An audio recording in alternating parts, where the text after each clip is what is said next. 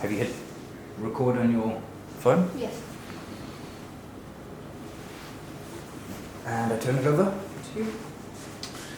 Very good day to our CIA First community. I'm Norman and I'm delighted this afternoon to welcome back Mr. Philip Muscott for the next in our series of discussions where we're trying to give some clarification around the nature of our new look curriculum for the upcoming academic year. Now, in the previous interview, Philip talked a little about the synchronous and asynchronous nature of this program, and we've had a couple of questions from our parent community around this idea. So I'm going to invite Philip today to give us a little clarification, if you could, Phil, on what we mean by synchronous and asynchronous and what that means for our program and our students. Sure, Norman, and thanks for having me again. So, in a nutshell, asynchronous activities are those where students are not working at the same time as each other. So this can actually be more self-directed.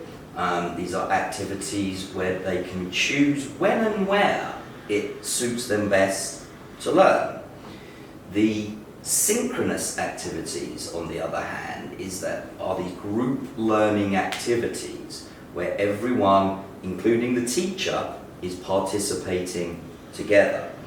Now, what is interesting in the hybrid model is that actually synchronous and asynchronous doesn't have a correlation between on-site or online. So what I mean by that is that a student could be participating synchronously whilst being on-site in the physical classroom, or actually be online participating via Google Meet, Right. Google Hangout, Google Classroom. Right, okay. So it sounds to me, I mean, this, if I were a student, this sounds quite exciting in some ways, because am I hearing that you actually have greater flexibility in terms of when you apply yourself to your study? It doesn't need to be between that 8 till 4 window.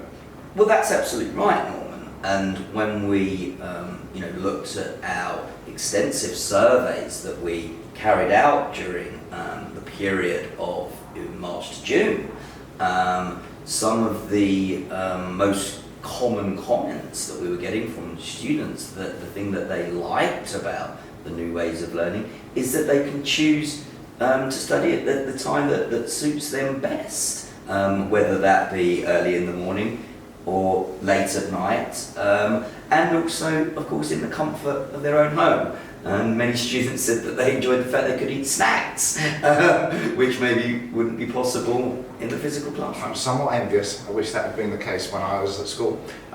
So there you go, synchronous, asynchronous. I hope Philip has given you some clarification around there, but by all means, if you have further questions on this, then please go to the website and you can post your questions there, and myself or Philip or someone else within our academic community will be glad to answer those questions. I'd be very happy to do so. Thank you, Philip. Thank you very much. Thank you very much.